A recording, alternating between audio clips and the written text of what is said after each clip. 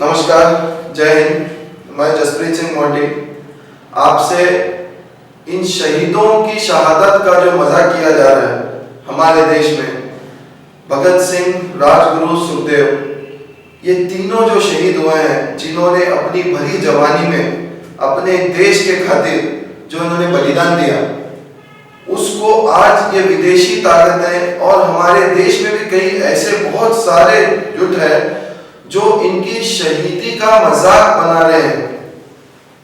आप सभी से मैं कुछ छोटी बातें शेयर करना चाहता हूं, मैं आप सबका ज्यादा वक्त नहीं लूंगा। भगत सिंह जी 23 साल की उम्र, सुखदेव जी, राजगुरु जी 22 और 23 साल की उम्र। इस छोटी सी उम्र में हम सब इस उम्र में अपने माँ बाप के साथ, अपने परिवार के साथ रहते हैं, अपने परिवार के साथ समय बिताते हैं, पढ़ाई करते हैं, घूमते हैं, अपने शौक पूरे करते हैं। लेकिन जब भगत सिंह जी की पढ़ाई पूरी हुई, जब वो अपने घर आए, घर सजा हुआ था उनका, उनके घर में जो खुशियां देखकर वो अपनी माता जी विद्यावती जी से पूछते हैं, माता जी ये किसके शादी की तैयारी चल रही है, ये इतनी खुशियां जो बनाई जा रही है किसके लिए बनाई जा रही है?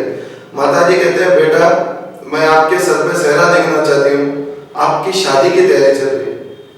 तब भगत सिंह जी इस जवान उम्र में अपने माता जी से कहते हैं, माता जी ये शादी मैं नहीं कर सकता, मैंने भारत माता से कसम खाई है, अगर मैं किसी से शादी करूंगा, अगर गले लगाऊंगा, वो तो मैं मौत से लगाऊंगा।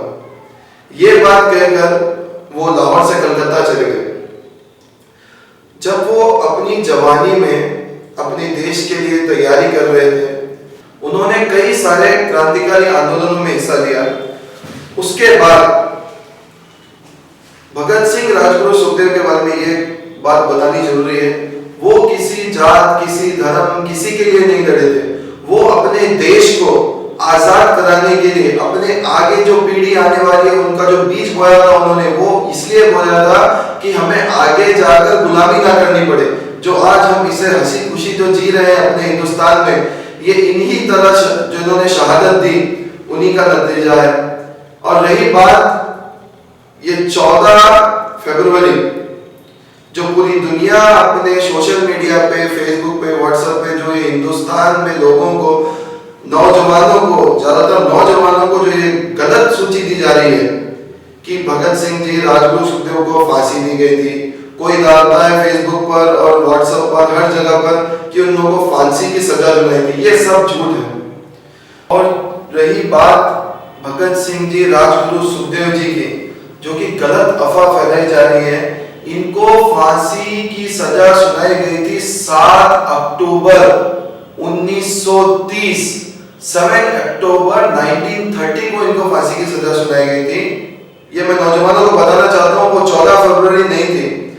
हमारे देश में जो सभी लोग वैलेंटाइन डे, अभी कुछ 10 या 15 सालों से ये इसका जो उबाल उठा है वैलेंटाइन का, ये सब बाहरी ताकतों का, विदेशी ताकतों का नतीजा है। हमारे देश को खोखला करने के लिए, हमारी नौजवान पीढ़ी को खोखला करने के लिए, ये जो नशे की और ये सब चीजों की ओर जो खींचा जा रहा है, ये सिर्फ उसी का नतीजा है। मैं आपसे एक निवेदन करता हूँ, जब तक आपको पूरी नॉलेज ना हो, किसी भी चीज को शेयर मत करें। अगर हम इस उम्र में अपने खान पीन को लेकर अपने माता पिता को एक दिन भूखा नहीं रखते, एक दिन। भगत सिंह और इनकी पूरी जो सेना जो जेल में थी, इन्होंने 116 दिन 160 डेज इन्होंने भूख हड़ताल की थी। किसने की थी पता है भाई आपको?